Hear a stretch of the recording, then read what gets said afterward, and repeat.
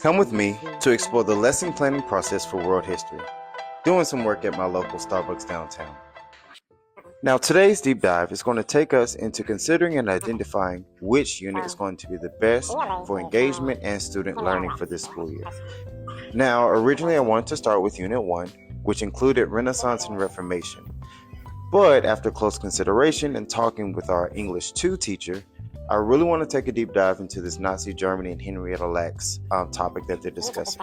So that means I might have to make some adjustments, and starting with Unit 4, which covers imperialism leading into World War I and eventually World War II. Everyone say it with me. We will listen and not judge. I had to stop by my favorite spot downtown for beignets at the Vintage. Of course, no one likes cold beignets, so I had to finish these before I ran down to the school down the street to make some copies at the copy room.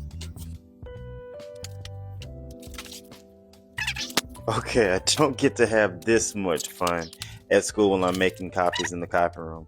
However, I'm going to have fun today because it's first Saturday and I'm getting a lot of work done. I did want to talk about this change I just made. Okay, back to Starbucks, but take a quick listen about my thought process as I'm doing this today. Henrietta Lacks.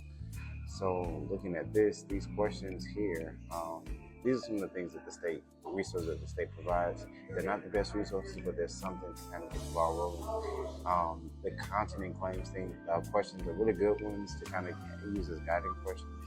And then these sample tasks, some of them don't work, but I have a better test that my students can do. This one, a different mini-Q on forces that drove European imperialism on the continent of Africa.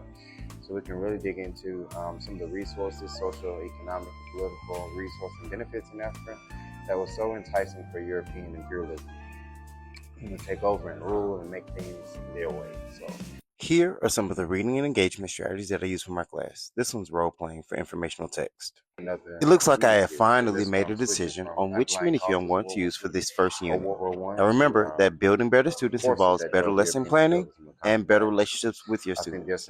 Tune in next time for the next episode of The Lesson Plan. See ya!